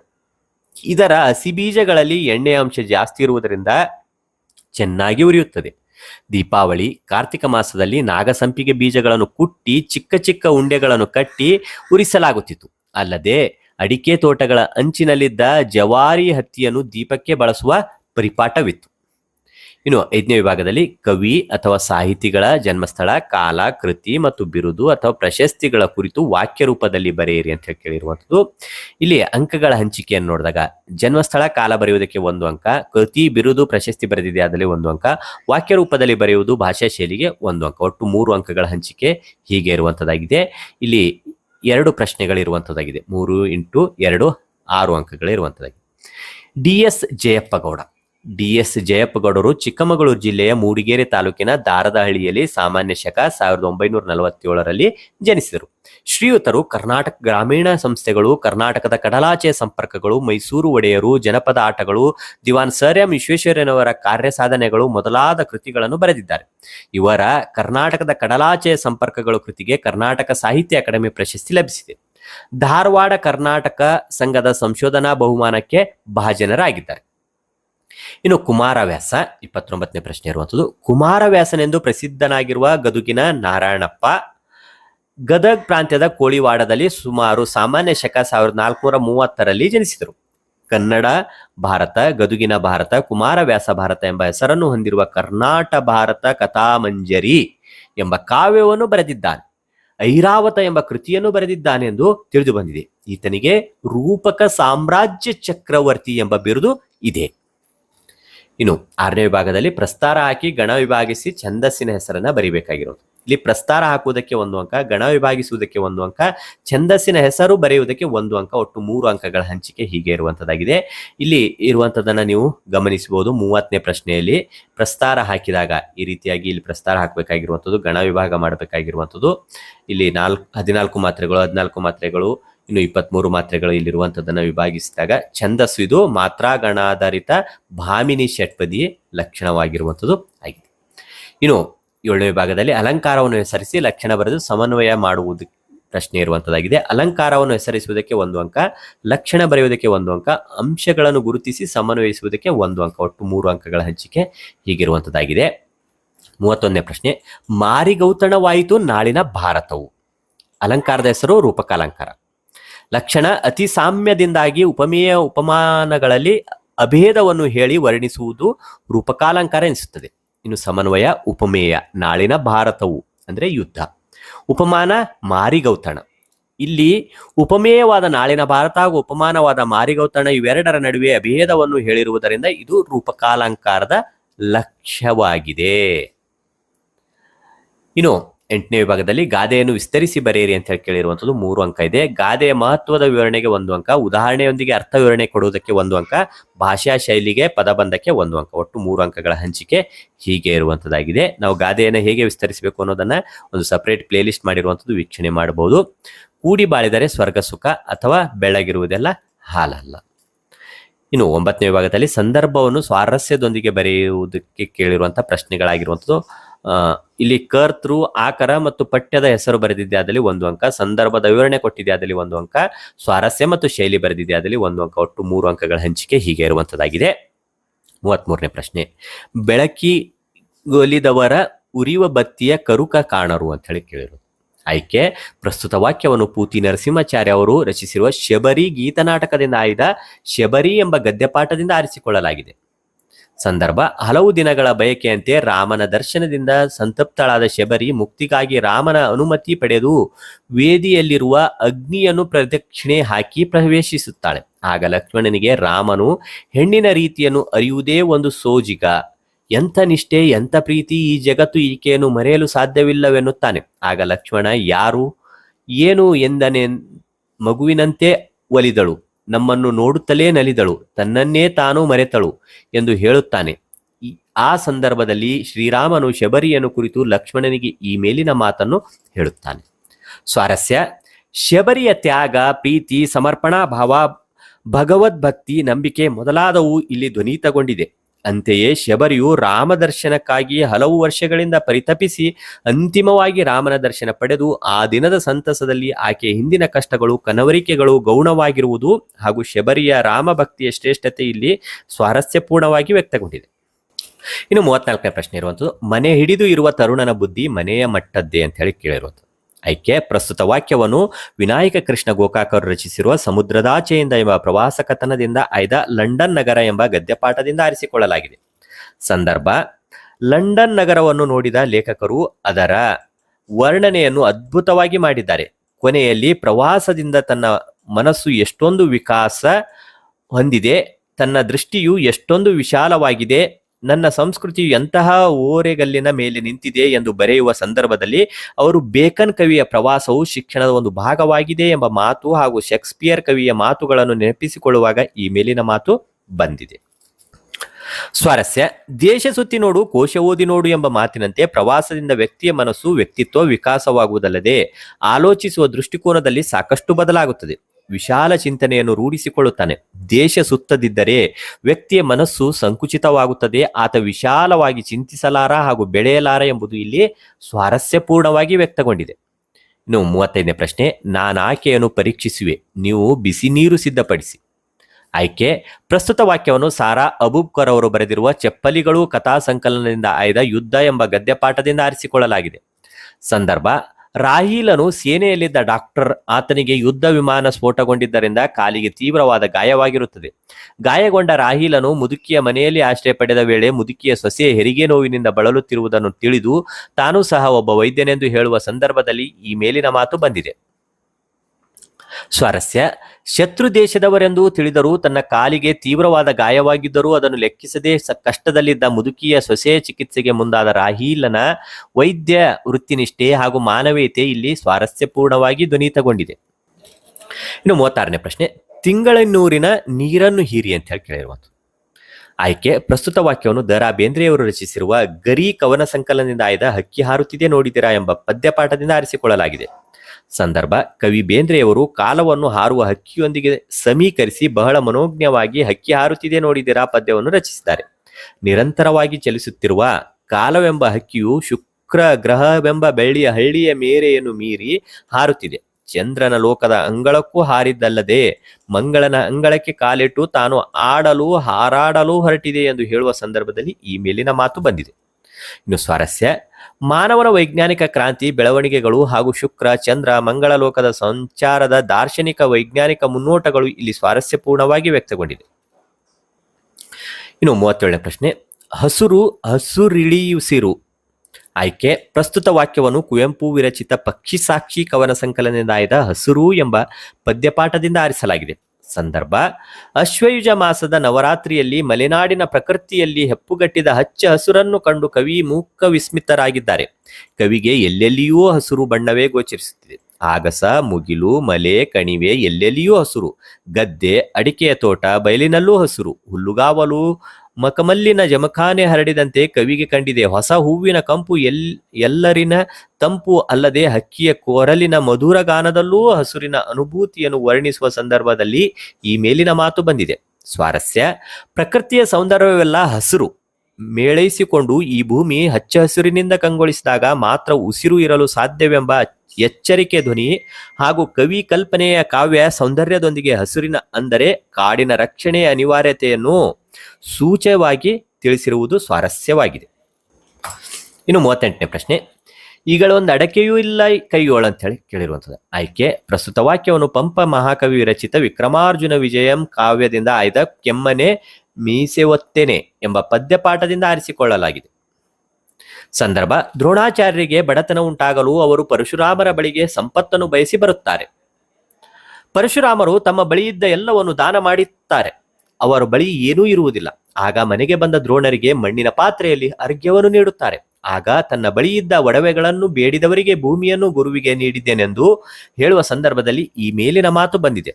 ಸ್ವಾರಸ್ಯ: ಅತಿಥಿ ದೇವೋಭವ ಎಂಬ ಮಾತಿನಂತೆ ದ್ರವ್ಯಾರ್ಥಿಯಾಗಿ ಬಂದ ದ್ರೋಣರನ್ನು ಸತ್ಕರಿಸಲು ಹೊರಟಿರುವ ಪರಶುರಾಮರ ಮನೋಭಾವ ಹಾಗೂ ದಾನ ಮಾಡಲು ಮನೆಯಲ್ಲಿ ಒಂದು ಅಡಕೆಯೂ ಇಲ್ಲದ ಪರಿಸ್ಥಿತಿಯಲ್ಲಿ ದ್ರೋಣರಿಗೆ ದಾನ ಮಾಡಲಾಗದೆಂಬ ಅಸಹಾಯಕತೆ ಇಲ್ಲಿ ಸ್ವಾರಸ್ಯಪೂರ್ಣವಾಗಿ ವ್ಯಕ್ತಗೊಂಡಿದೆ. ಇನ್ನು 10ನೇ ವಿಭಾಗದಲ್ಲಿ ಪದ್ಯದ ಮೇಲೆ ಪ್ರಶ್ನೆ ಕೇಳಿರುವಂಥ ಪದ್ಯ ಭಾಗವನ್ನು ಪೂರ್ಣಗೊಳಿಸುವುದಕ್ಕಾಗಿ ಕೇಳಿರುವಂಥದ್ದಾಗಿ ತಪ್ಪಿಲ್ಲದೆ ಬರೆದ ಪ್ರತಿ ಪೂರ್ಣ ಸಾಲಿಗೆ ಒಂದು ಪೂರ್ಣ ಸಾಲು ತಪ್ಪಿಲ್ಲದೆ ಬರೆದ್ರೆ 1 ಅಂಕ, 2ನೇದು 3ನೇದು 4 ಪೂರ್ಣ ಸಾಲುಗಳು ಇರುವಂಥದ್ದು. 4 ಪೂರ್ಣ ಸಾಲುಗಳು ಸರಿಯಾಗಿ ಬರೆದಿದೆ, ಅದರಲ್ಲಿ 4 ಅಂಕಗಳು ದೊರೆಯುವಂಥದ್ದಾಗಿದೆ. ಇಲ್ಲಿ ಕೊಡಲಿ ಇದೆ. ಇಲ್ಲಿ ಪದ್ಯವನ್ನು ಗಮನಿಸಿದಾಗ ಈ ರೀತಿಯಾಗಿ ಪದ್ಯ ಇರುವಂಥದ್ದಾಗಿದೆ. ಕೊಡಲಿ, ಕೋರೆ, ಕೂಡ, ಕಬ್ಬಿಣ, ಮೊಸರು, ಬೆಣ್ಣೆ, ಹಾಲ ಅಂಥೇಳಿ ಈ ರೀತಿಯಾಗಿ, ಅಥವಾ ಪದ್ಯ ಇರುವಂಥದ್ದು ಇಲ್ಲಿ ಸಿಕ್ಕಿದ್ದು ತಗೊಂಡು ಅಂಥೇಳಿ ಈ ರೀತಿಯಾಗಿ 4 ಸಾಲುಗಳು ಇಲ್ಲಿರುವಂಥದ್ದಾಗಿದೆ. ಇನ್ನು 11ನೇ ವಿಭಾಗದಲ್ಲಿ ಪದ್ಯ ಭಾಗವನ್ನು ಓದಿ ಅರ್ಥ ಮಾಡಿಕೊಂಡು ಮೌಲ್ಯವನ್ನು ಆಧರಿಸಿ ಸಾರಾಂಶವನ್ನು ಬರೆಯುವುದಕ್ಕೆ ಕೇಳಿರುವಂಥದ್ದು. ವಿಷಯಾಂಶಕ್ಕೆ 3 ಅಂಕ ಇರುವಂಥದ್ದು. ಅಡಕಗೊಂಡ ಮೌಲ್ಯ ಗುರುತಿಸುವುದು, ಪದಬಂಧ ಮತ್ತು ಭಾಷೆ ಶೈಲಿಗೆ 1 ಅಂಕ, ಒಟ್ಟು 4 ಅಂಕಗಳ ಹಂಚಿಕೆ ಹೀಗೆ ಇರುವಂಥದ್ದು ಆಗಿದೆ. ಇಲ್ಲಿ ಪದ್ಯ ಭಾಗ ಕೊಟ್ಟಿರುವಂಥದ್ದಾಗಿದೆ. ಈ ಪದ್ಯ ಭಾಗವನ್ನು ಓದಿಕೊಂಡು ಪ್ರಸ್ತುತ ಪದ್ಯ ಭಾಗವನ್ನು ರಾಷ್ಟ್ರಕವಿ GS ಶಿವರುದ್ರಪ್ಪನವರು ರಚಿಸಿರುವ ಸಂಕಲ್ಪ ಗೀತೆ ಎಂಬ ಪದ್ಯಪಾಠದಿಂದ ಆರಿಸಲಾಗಿದೆ. ಜಗತ್ತಿನಲ್ಲಿ ಅನೇಕ ಜಾತಿ, ಮತ, ಪಂಥಗಳು, ಸಂಸ್ಕೃತಿ, ಆಚರಣೆಗಳು ಅಸ್ತಿತ್ವದಲ್ಲಿವೆ. ಇಷ್ಟು ವೈವಿಧ್ಯತೆ ಇದ್ದರೂ ಏಕತೆಯಿಂದ ಬದುಕುವ ಅಗತ್ಯವಿದೆ. ಮನುಷ್ಯ ಧರ್ಮವೊಂದೇ ಎಂಬ ಅರಿವು ಎಲ್ಲರಲ್ಲಿಯೂ ಮೂಡಬೇಕಾಗಿದೆ. ಅನೇಕ ಮತಗಳಿದ್ದರೂ ಕೂಡ ಅವೆಲ್ಲವೂ ಹೇಳುವುದು ಮೋಕ್ಷ ಅಥವಾ ಮುಕ್ತಿಯ ಮಾರ್ಗವನ್ನೇ. ಎಲ್ಲಾ ಮತಗಳು ನಮ್ಮ ಆತ್ಮೋನ್ನತಿಗೆ ಹಾಗೂ ಬದುಕನ್ನು, ಭವಿಷ್ಯವನ್ನು ಉತ್ತಮಗೊಳಿಸಲು ತೋರುವ ಸನ್ಮಾರ್ಗವೆಂದು ಭಾವಿಸಬೇಕು. ಅಲ್ಲದೆ ಅನ್ಯ ಮತಗಳನ್ನು ದ್ವೇಷಿಸದೆ ಪರಸ್ಪರ ಗೌರವ ಭಾವದಿಂದ ಬದುಕಬೇಕು. ನಮಗೆ ಸನ್ಮಾರ್ಗವನ್ನು ತೋರುವ ಎಲ್ಲ ಮತಗಳನ್ನು ಸಹಿಸಿಕೊಳ್ಳುವ ವಿಶಾಲ ಮನೋಧರ್ಮವನ್ನು ಬೆಳೆಸಿಕೊಳ್ಳಬೇಕು. ಭಯ, ಆತಂಕ, ಧಾರ್ಮಿಕ ಅಸಹಿಷ್ಣುತೆ, ಯುದ್ಧ, ಭೀತಿಗಳಿಂದ ಕಂದಿರುವ ಕಣ್ಣುಗಳಲ್ಲಿ ನಾಳಿನ ಅಂದರೆ ಭವಿಷ್ಯದ ಉತ್ತಮ ಹಾಗೂ ಸುಂದರ ಕನಸನ್ನು ಬಿತ್ತಬೇಕಾಗಿದೆ. ಯುವಕರು ದೃಢ ಸಂಕಲ್ಪ, ಧನಾತ್ಮಕ ಚಿಂತನೆ ಹಾಗೂ ವಿಶಾಲ ಮನೋಭಾವನೆಯನ್ನು ಬೆಳೆಸಿಕೊಳ್ಳಬೇಕು. ಜಾತಿ, ಮತ, ಪಂಥಗಳೆಂಬ ಸಂಕುಚಿತ ಭಾವನೆಗಳ ಆಚೆ ಬಂದು ವಿಶಾಲ ಮನೋಭಾವ ಬೆಳೆಸಿಕೊಂಡು ಉತ್ತಮ ಭವಿಷ್ಯವನ್ನು ರೂಪಿಸಿಕೊಳ್ಳುವುದಲ್ಲದೆ ಸುಂದರ ಹಾಗೂ ಸ್ವಾಸ್ಥ್ಯ ಸಮಾಜವನ್ನು ನಿರ್ಮಿಸಬೇಕೆಂಬ ಸದಾಶಯ ಈ ಪದ್ಯ ಭಾಗದಲ್ಲಿ ವ್ಯಕ್ತಗೊಂಡಿರುವ ಮೌಲಿಕ ಅಂಶಗಳಾಗಿವೆ. ಇನ್ನು 8-10 ವಾಕ್ಯಗಳಲ್ಲಿ ಉತ್ತರಿಸುವ ಪ್ರಶ್ನೆಗಳನ್ನು ಕೇಳಿರುವಂತದ್ದಾಗಿದೆ. ಇಲ್ಲಿ ಅಂಕಗಳ ಹಂಚಿಕೆ ಅಂಶಗಳನ್ನು ಆಧರಿಸಿ ಪಠ್ಯಾಂಶಕ್ಕೆ 3 ಅಂಕ, ಭಾಷಾ ಶೈಲಿಗೆ, ಪದಬಂಧಗಳಿಗೆ 1 ಅಂಕ, ಒಟ್ಟು 4 ಅಂಕದ ಹಂಚಿಕೆ ಹೀಗಿರುವಂತದ್ದಾಗಿದೆ. 41ನೇ ಪ್ರಶ್ನೆ, ಧರ್ಮ ಬುದ್ಧಿ ಹಾಗೂ ದುಷ್ಟ ಬುದ್ಧಿ ಧರ್ಮಾಧಿಕಾರಣರ ಬಳಿಗೆ ಬರಲು ಕಾರಣವೇನು ವಿವರಿಸಿ ಅಂತ ಕೇಳಿರೋದು. ಈ ಪ್ರಶ್ನೆಗೆ ಅಥವಾ ಸಹ ಆಯ್ಕೆ ಇರುವಂಥದ್ದು. ಇವೆರಡರಲ್ಲಿ ಯಾವ್ದು ಸುಲಭ ಅನಿಸ್ತದೆ ಅದನ್ನ ಉತ್ತರಿಸಬಹುದಾಗಿರುವಂತದ್ದಾಗಿದೆ. ಅಥವಾ ಪ್ರಶ್ನೆ, ಮಾಡಿದುಣ್ಣೋ ಮಾರಾಯ ಎಂಬ ಮಾತು ದುಷ್ಟಬುದ್ಧಿಗೆ ಹೇಗೆ ಅನ್ವಯಿಸುತ್ತದೆ ಎಂಬುದನ್ನು ನಿಮ್ಮ ಮಾತುಗಳಲ್ಲಿ ಬರೆಯಿರಿ ಅಂತ ಕೇಳಿರುವಂಥದ್ದು. ಈಗ ಮೊದಲನೇ ಪ್ರಶ್ನೆ ಉತ್ತರ ನೋಡೋಣ. ಧರ್ಮಬುದ್ಧಿ ಹಾಗೂ ದುಷ್ಟಬುದ್ಧಿ ಧರ್ಮಾಧಿಕಾರಣರ ಬಳಿಗೆ ಬರಲು ಕಾರಣವೇನು ವಿವರಿಸಿ ಅಂತ ಹೇಳಂದಾಗ, ದುಷ್ಟಬುದ್ಧಿ ಹಾಗೂ ಧರ್ಮಬುದ್ಧಿ ಎಂಬ ಇಬ್ಬರು ವರ್ತಕರು ವ್ಯಾಪಾರ ಮಾಡಿ ದೊಡ್ಡ ಮೊತ್ತದ ಸಂಪತ್ತನ್ನು ಸಂಪಾದಿಸಿಕೊಂಡು ಬಂದು ತಮ್ಮ ಊರಿನ ಹೊರವಲಯದಲ್ಲಿದ್ದ ಉದ್ಯಾನವನದಲ್ಲಿ ತಂಗುತ್ತಾರೆ. ಮಧ್ಯರಾತ್ರಿಯಲ್ಲಿ ಧರ್ಮಬುದ್ಧಿ ದುಷ್ಟಬುದ್ಧಿಯನ್ನು ಕುರಿತು ತಾವು ಸಂಪಾದಿಸಿದ ಸಂಪತ್ತನ್ನು ಸಮನಾಗಿ ಹಂಚಿಕೊಳ್ಳೋಣವೆಂದು ಹೇಳಿದಾಗ, ದುಷ್ಟಬುದ್ಧಿಯು ಎಲ್ಲ ಸಂಪತ್ತನ್ನು ತಾನೇ ಹೊಂದಬೇಕೆಂಬ ಕೆಟ್ಟ ಆಸೆಯಿಂದ ನಾವು ಈ ಸಂಪತ್ತನ್ನು ಹಂಚಿಕೊಂಡು ಮನೆಯಲ್ಲಿಯೇ ಸ್ವೇಚ್ಛೆಯಿಂದ ಇರುವವರಲ್ಲ, ಪುನಃ ವ್ಯಾಪಾರಕ್ಕೆ ಹೋಗಲೇಬೇಕು. ಆದ್ದರಿಂದ ನಮಗೆ ಅಗತ್ಯವಿರುವಷ್ಟು ಹಣ್ಣನ್ನು ತೆಗೆದುಕೊಂಡು ಉಳಿದಿದ್ದೆಲ್ಲವನ್ನು ಈ ಮರದ ಬುಡದಲ್ಲಿಯೇ ಅಡಗಿಸಿಟ್ಟು ಹೋಗೋಣವೆಂದು ಹೇಳುತ್ತಾನೆ. ಶುದ್ಧ ಮನಸ್ಸಿನ ಧರ್ಮಬುದ್ಧಿಗೆ ದುಷ್ಟಬುದ್ಧಿಯ ಕೆಟ್ಟ ಆಲೋಚನೆ ತಿಳಿಯುವುದಿಲ್ಲ. ಆತ ಸ್ನೇಹಿತನನ್ನು ನಂಬುತ್ತಾನೆ. ಅದರಂತೆ ಅವರಿಬ್ಬರು ಸಂಪತ್ತನ್ನು ಅಲ್ಲಿಯೇ ಹೂತಿಟ್ಟು ತಮ್ಮ ತಮ್ಮ ಮನೆಗೆ ತೆರಳುತ್ತಾರೆ. ದುಷ್ಟಬುದ್ಧಿಯು ಧರ್ಮಬುದ್ಧಿಗೆ ತಿಳಿಯದಂತೆ ತಾವು ಮುಚ್ಚಿಟ್ಟಿದ್ದ ಸಂಪತ್ತನ್ನು ತಾನೇ ಕದ್ದು ಮನೆಗೆ ತರುತ್ತಾನೆ. ಅಲ್ಲದೆ ತಾನೇ ಧರ್ಮಬುದ್ಧಿಯ ಮನೆಗೆ ಬಂದು ಖರ್ಚಿಗೆ ಸ್ವಲ್ಪ ಹೊನ್ನು ಬೇಕು, ತೆಗೆದುಕೊಳ್ಳೋಣ ಎಂದು ಹೇಳಿ ಧರ್ಮಬುದ್ಧಿಯನ್ನು ಕರೆದುಕೊಂಡು ಹೋಗುತ್ತಾನೆ. ತಾವು ಅಡಗಿಸಿಟ್ಟ ಸ್ಥಳದಲ್ಲಿ ಸಂಪತ್ತು ಕಾಣದೇ ಇದ್ದಾಗ ಇನ್ನೂ ತಾನು ಹೇಳಿದ್ದರೆ ಕಳ್ಳತನದ ಆರೋಪ ತನ್ನ ಮೇಲೆ ಬರುವುದೆಂದು ಕುಟಿಲ ಬುದ್ಧಿಯವನಾದ ದುಷ್ಟಬುದ್ಧಿಯು ಕಳ್ಳನಿಗೆ ಸುಳ್ಳೇ ಬಲ ಎಂಬ ಮಾತಿನಂತೆ ತಾನು ಕೆಟ್ಟೆನೆಂದು ಬಾಯಿ ಹೊಟ್ಟೆಯನ್ನು ಬಡಿದುಕೊಳ್ಳುತ್ತಾನೆ. ಧರ್ಮಬುದ್ಧಿಯ ಮೇಲೆ ಹೊನ್ನನ್ನೆಲ್ಲ ನೀನೇ ಕದ್ದಿದೀಯಾ ಎಂಬ ಆರೋಪವನ್ನು ಹೊರಿಸುತ್ತಾನೆ. ಈ ಕಳ್ಳತನದ ವ್ಯಾಜ್ಯವನ್ನು ಬಗೆಹರಿಸಿಕೊಳ್ಳುವ ಸಲುವಾಗಿ ಧರ್ಮಬುದ್ಧಿ ಹಾಗೂ ದುಷ್ಟಬುದ್ಧಿಯರಿಬ್ಬರೂ ಧರ್ಮಾಧಿಕಾರಣರ ಬಳಿಗೆ ಬರುತ್ತಾರೆ. ಈ ರೀತಿಯಾಗಿ ಈ ಪ್ರಶ್ನೆಗೆ ಉತ್ತರಿಸಬಹುದಾಗಿರುವಂಥದ್ದು. ಇನ್ನು ಅಥವಾ ಪ್ರಶ್ನೆ ಇರುವಂಥದ್ದು, ಮಾಡಿದುಣ್ಣೋ ಮಾರಾಯ ಎಂಬ ಮಾತು ದುಷ್ಟಬುದ್ಧಿಗೆ ಹೇಗೆ ಅನ್ವಯಿಸುತ್ತದೆ ಎಂಬುದನ್ನು ನಿಮ್ಮ ಮಾತುಗಳಲ್ಲಿ ಬರೆಯಿರಿ ಅಂತ ಕೇಳಿರುವಂಥದ್ದು. ಈ ಪ್ರಶ್ನೆಯ ಉತ್ತರ ಈ ರೀತಿಯಾಗಿರುವಂಥದ್ದು. ಸ್ನೇಹಿತನಾದ ಧರ್ಮಬುದ್ಧಿಗೆ ಮೋಸ ಮಾಡಿ ತಾವಿಬ್ಬರೂ ಒಟ್ಟಾಗಿ ಸಂಪಾದಿಸಿರುವ ಸಂಪತ್ತನ್ನು ಕದಿಯುವಲ್ಲಿ ದುಷ್ಟಬುದ್ಧಿ ಯಶಸ್ವಿಯಾಗುತ್ತಾನೆ. ಅಲ್ಲದೆ ಧರ್ಮಾಧಿಕಾರರಿಗೆ ಧರ್ಮಬುದ್ಧಿಯೇ ಸಂಪತ್ತನ್ನು ಕದ್ದಿರುವುದಕ್ಕೆ ಅಲ್ಲಿರುವ ವಟವೃಕ್ಷವೇ ಸಾಕ್ಷಿ ಎಂದು ಹೇಳಿ ನಂಬಿಸುತ್ತಾನೆ. ತನ್ನ ತಂದೆಯಾದ ಪ್ರೇಮಮತಿಯನ್ನು ಮರದ ಪೊಟರೆಯಲ್ಲಿ ಕೂರಿಸಿ ಧರ್ಮಬುದ್ಧಿಯ ವಿರುದ್ಧ ಸುಳ್ಳು ಸಾಕ್ಷಿ ಹೇಳಲು ಒಪ್ಪಿಸುತ್ತಾನೆ. ಅದರಂತೆ ಸಾಕ್ಷಿ ನುಡಿದಾಗ ಆಶ್ಚರ್ಯಚಕಿತನಾದ ಧರ್ಮಬುದ್ಧಿ, ವೃಕ್ಷ ದೇವತೆ ಸಾಕ್ಷಿ ಹೇಳುವುದೇ, ಆದರೆ ಸುಳ್ಳನ್ನು ಏಕೆ ಹೇಳುತ್ತಿದೆ ಎಂದು ಆ ವಟವೃಕ್ಷಕ್ಕೆ ಪ್ರದಕ್ಷಿಣೆ ಹಾಕಿದಾಗ ಮರದ ಪೊಟರೆಯ ಬಳಿ ಮನುಷ್ಯ ಸಂಚಾರದ ಕುರುಹನ್ನು ಗಮನಿಸುತ್ತಾನೆ. ನಂತರ ಧರ್ಮಾಧಿಕಾರಣರ ಬಳಿಗೆ ಬಂದು ಸುಳ್ಳನ್ನು ಬಯಲು ಮಾಡಲು ಉಪಾಯ ಚತುರನಾದ ಧರ್ಮಬುದ್ಧಿಯು ಹೀಗೆ ಹೇಳುತ್ತಾನೆ, ಸುಳ್ಳಾಡದ ವ್ಯಾಪಾರಿಯೇ ಇಲ್ಲ ಎಂಬ ಮಾತಿನಂತೆ ನಾನು ವ್ಯಾಪಾರಿಯಾದುದರಿಂದ ಇದು ನನ್ನ ವೃತ್ತಿ ಧರ್ಮ. ಲಾಭವನ್ನೆಲ್ಲ ನಾನೇ ಹೊಂದಬೇಕೆಂದು ಧರ್ಮಬುದ್ಧಿ ಎಂಬ ಹೆಸರಿನ ನಾನು ಅಧರ್ಮ ಬುದ್ಧಿಯಾಗಿ ಅಡಗಿಸಿಟ್ಟ ಸಂಪತ್ತನ್ನು ಕದ್ದು ಮನೆಗೆ ತೆಗೆದುಕೊಂಡು ಹೋಗಬೇಕೆನ್ನುವಾಗ ಬೆಳಗಾಯಿತು. ಹಾಗಾಗಿ ಸಂಪತ್ತನ್ನು ಮನೆಗೆ ತೆಗೆದುಕೊಂಡು ಹೋಗದೆ ಈ ಮರದ ಪೊಟರೆಯಲ್ಲಿಯೇ ಅಡಗಿಸಿಟ್ಟಿದ್ದೆ. ಮರುದಿನ ಬಂದು ನೋಡಿದಾಗ ಆ ಸಂಪತ್ತಿಗೆ ಸರ್ಪವೊಂದು ಸುತ್ತಿಕೊಂಡಿತು. ತೆಗೆದುಕೊಳ್ಳಲು ಭಯವಾಗಿ ಇಲ್ಲಿಯೇ ಬಿಟ್ಟಿದ್ದೇನೆ. ಈಗ ನಿಮ್ಮೆಲ್ಲರ ಮುಂದೆ ಪೊಟರೆಯ ಒಳಗೆ ಬೆಂಕಿ ಹಾಕಿ ಆ ಸರ್ಪವನ್ನು ಓಡಿಸಿ ನಾನು ಕದ್ದಿರುವ ಹೊನ್ನನ್ನು ನಿಮಗೆ ಒಪ್ಪಿಸುತ್ತೇನೆ. ಅಲ್ಲೇ ಇದ್ದ ಒಣಗಿದ ಹುಲ್ಲು ಕಡ್ಡಿಗಳನ್ನು ಪೊಟರೆಯೊಳಗೆ ತುಂಬಿಸಿ ಬೆಂಕಿ ಹಾಕುತ್ತಾನೆ. ಹೊಗೆ ಆವರಿಸಿಕೊಂಡಾಗ ಅದರೊಳಗೆ ಅಡಗಿದ್ದ ದುಷ್ಟಬುದ್ಧಿಯ ತಂದೆ ಪ್ರೇಮಮತಿ ಉಸಿರುಗಟ್ಟಿ ಹೊರಳಾಡುತ್ತಾನೆ. ಹೊರಗೆ ಬಂದು ಪ್ರಾಣ ಬಿಡುತ್ತಾನೆ. ಹೀಗೆ ದುಷ್ಟಬುದ್ಧಿಯ ಕುತಂತ್ರವನ್ನು ಬಯಲು ಮಾಡುತ್ತಾನೆ. ಹೆಸರಿಗೆ ತಕ್ಕ ಹಾಗೆ ದುಷ್ಟಬುದ್ಧಿಯ ಕಳ್ಳತನ ಎಲ್ಲರಿಗೂ ತಿಳಿಯುತ್ತದೆ. ತನ್ನ ದುಷ್ಟತನದಿಂದ ತನ್ನ ತಂದೆಯನ್ನು ಕಳೆದುಕೊಂಡದ್ದಲ್ಲದೆ ಧರ್ಮಾಧಿಕಾರಣರು ನೀಡುವ ಶಿಕ್ಷೆಗೂ ಆತ ಗುರಿಯಾಗುತ್ತಾನೆ. ಹೀಗೆ ಮಾಡಿದುಣ್ಣೋ ಮಾರಾಯ ಎಂಬ ಮಾತು ದುಷ್ಟಬುದ್ಧಿಗೆ ಅನ್ವಯಿಸುತ್ತದೆ. ಇನ್ನು 42ನೇ ಪ್ರಶ್ನೆ, ಲವನು ಯಜ್ಞಾಶ್ವವನ್ನು ಕಟ್ಟಲು ಕಾರಣವಾದ ಅಂಶಗಳನ್ನು ಸಂಗ್ರಹಿಸಿ ಬರೆಯಿರಿ ಅಂತ ಕೇಳಿರೋದು. ಈ ಪ್ರಶ್ನೆಗೆ ಅಥವಾ ಆಯ್ಕೆ ಸಹ ಇರುವಂಥದ್ದು, ಲವನಲ್ಲಿದ್ದ ಸಹಜ ಕ್ಷಾತ್ರಗುಣ ವೀರಲವ ಪದ್ಯದಲ್ಲಿ ವ್ಯಕ್ತಗೊಂಡಿರುವುದನ್ನು ನಿಮ್ಮ ಮಾತುಗಳಲ್ಲಿ ವಿವರಿಸಿ ಅಂತ ಕೇಳಿರೋದು. ರಾಮನ ಅಶ್ವಮೇಧ ಯಾಗದ ಕುದುರೆ ದೇಶ ದೇಶಗಳಲ್ಲಿ ಸಂಚರಿಸುತ್ತದೆ. ಶ್ರೀರಾಮನ ಯಾಗದ ಕುದುರೆ ಎಂದು ತಿಳಿದ ರಾಜ ಮಹಾರಾಜರುಗಳು ಅದನ್ನು ಕಟ್ಟಿ ಹಾಕದೆ ನಮಸ್ಕರಿಸಿ ಕಳಿಸುತ್ತಾರೆ. ಹೀಗೆ ಭೂಮಂಡಲದೆಲ್ಲ ಸಂಚರಿಸುತ್ತಾ ಬಂದ ಕುದುರೆ ವಾಲ್ಮೀಕಿ ಆಶ್ರಮದ ಉಪವನದ ಹುಲ್ಲನ್ನು ಕಂಡು ಆಕರ್ಷಿತವಾಗಿ ತಿನ್ನಲು ಬಯಸಿ ಉದ್ಯಾನವನವನ್ನು ಪ್ರವೇಶಿಸಿತು. ಅಲ್ಲಿದ್ದ ಹೂವಿನ ಗಿಡಗಳನ್ನು ಚೆನ್ನಾಗಿ ತುಳಿದು ಹುಲ್ಲನ್ನು ತಿನ್ನಲಾರಂಭಿಸಿತು. ಉದ್ಯಾನವನದ ಮೇಲುಸ್ತುವಾರಿಯನ್ನು ನೋಡಿಕೊಳ್ಳುತ್ತಿದ್ದ ಲವನು ಕುದುರೆಯನ್ನು ಕಟ್ಟಿ ಹಾಕಲು ಬಂದಾಗ ಅದರ ಹಣೆಯಲ್ಲಿದ್ದ ಲೇಖನವನ್ನು ಓದುತ್ತಾನೆ. ಈ ಭೂಮಿಯಲ್ಲಿ ಕೌಸಲ್ಯೆಯ ಮಗ ರಾಮನೊಬ್ಬನೇ ವೀರನು. ಅವನ ಯಾಗದ ಕುದುರೆ ಇದು. ಇದನ್ನು ಕಟ್ಟಿ ಹಾಕುವ ವೀರರು ಯಾರಾದರೂ ಇದ್ದರೆ ಕಟ್ಟಿ ಹಾಕಬಹುದು. ಈ ಮಾತುಗಳಿಂದ ಲವನು ಕೋಪಗೊಳ್ಳುತ್ತಾನೆ. ಕೌಸಲ್ಯೆಯ ಮಗ ರಾಮನು ಮಾತ್ರ ವೀರನೇ? ಜಾನಕಿಯ ಮಗನಾದ ನಾನು ವೀರನಲ್ಲವೇ? ತಾನೀಗ ಕುದುರೆಯನ್ನು ಕಟ್ಟಿ ಹಾಕದಿದ್ದರೆ ಲೋಕದ ಜನರು ತನ್ನ ಮಾತೆಯಾದ ಜಾನಕಿಯನ್ನು ಬಂಜೆ ಎನ್ನದೇ ಇರುವರೇ ಎಂದು ತನ್ನ ಉತ್ತರೀಯದಿಂದ ಆ ಕುದುರೆಯನ್ನು ಬಾಳೆ ಗಿಡಕ್ಕೆ ಕಟ್ಟಿ ಹಾಕಲು ಮುಂದಾಗುತ್ತಾನೆ. ಆಗ ಅಲ್ಲಿದ್ದ ತಪಸ್ವಿ ಪುತ್ರರು, ಅದು ಅರಸರ ಕುದುರೆ, ಅದನ್ನು ಕಟ್ಟಿ ಹಾಕಿದರೆ ನಮ್ಮನ್ನು ಹೊಡೆಯುವರು ಎಂದು ಬಾಲಸಹಜ ಭಯದಿಂದ ಹೇಳಿದಾಗ, ಋಷಿಯ ಮಕ್ಕಳಾದ ನಾವು ಅಂಜಿದರೆ ಕ್ಷತ್ರಿಯ ಕುಲಜನಾದ ನಾನು ಹೆದರುವುದೇ ಎಂದು ಆ ಕುದುರೆಯನ್ನು ಕಟ್ಟಿ ಹಾಕುತ್ತಾನೆ. ಇನ್ನು ಅಥವಾ ಪ್ರಶ್ನೆ ಇರುವಂಥದ್ದು. ಅಥವಾ ಪ್ರಶ್ನೆ ಏನಿದೆ, ಲವನಲ್ಲಿದ್ದ ಸಹಜ ಕ್ಷಾತ್ರಗುಣ ವೀರಲವ ಪದ್ಯದಲ್ಲಿ ವ್ಯಕ್ತಗೊಂಡಿರುವುದನ್ನು ನಿಮ್ಮ ಮಾತುಗಳಲ್ಲಿ ವಿವರಿಸಿ ಅಂತ ಹೇಳಿ ಕೇಳಿರುವಂಥದ್ದು. ಈ ಅಥವಾ ಪ್ರಶ್ನೆ ಉತ್ತರ, ಸೀತೆಯ ಅಗಲುವಿಕೆಯಿಂದ ದುಃಖತಪ್ತನಾದ ರಾಮನು ಬ್ರಹ್ಮ ಹತ್ಯಾದೋಷವನ್ನು ಪರಿಹರಿಸಿಕೊಳ್ಳಲು ಅಶ್ವಮೇಧ ಯಾಗವನ್ನು ಕೈಗೊಂಡು ಸಂಚಾರಕ್ಕೆ ತೆರಳಿದ ಕುದುರೆಯ ಬೆಂಗಾವಲಿಗೆ ಶತ್ರುಘ್ನನನ್ನು ಕಳಿಸುತ್ತಾನೆ.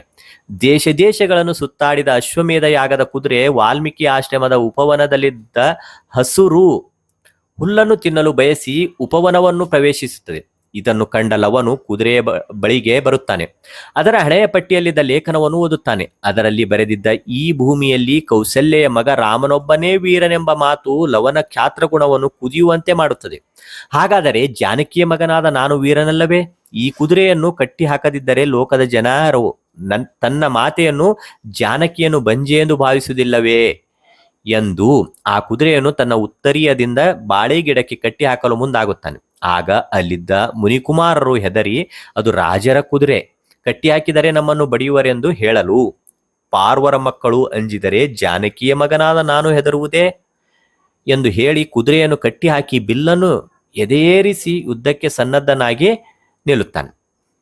ಕ್ಷತ್ರಿಯ ಕುಲದ ಜಾನಕಿಯ ಮಗನಾದರೂ ಲವ ಋಷಿಗಳ ಆಶ್ರಮದಲ್ಲಿ ಹುಟ್ಟಿ ಅದೇ ವಾತಾವರಣದಲ್ಲಿ ಬೆಳೆಯುತ್ತಾನೆ. ಆದರೆ ಅವನಿಗೆ ಕ್ಷಾತ್ರಗುಣ ವೀರತೆ ರಕ್ತದಿಂದಲೇ ಮೈಗೂಡಿದೆ. ಚಿಕ್ಕ ಬಾಲಕನಾದರೂ ಹೆದರದೆ ರಾಮನಂತಹ ಪರಾಕ್ರಮಿ ರಾಜನ ಕುದುರೆ ಎಂದು ತಿಳಿದು ಸಹ ಅದನ್ನು ಕಟ್ಟಿ ಹಾಕಲು ಲವ ಹಿಂಜರಿಯುವುದಿಲ್ಲ. ತಾನು ಚಿಕ್ಕವನು ಅಸಮರ್ಥ ಎಂದು ಕೂರದೆ ದಿಟ್ಟತನದಿಂದ ಎದುರಿಸಬೇಕೆಂದು ಯೋಚಿಸಿರುವುದು ಆತನ ಬಾಲ್ಯ ಸಾಹಸ ಪ್ರವೃತ್ತಿ ಹಾಗೂ ಸಹಜ ಕ್ಷಾತ್ರಗುಣ ಮನೋಜ್ಞವಾಗಿ ಚಿತ್ರವಾಗಿದೆ.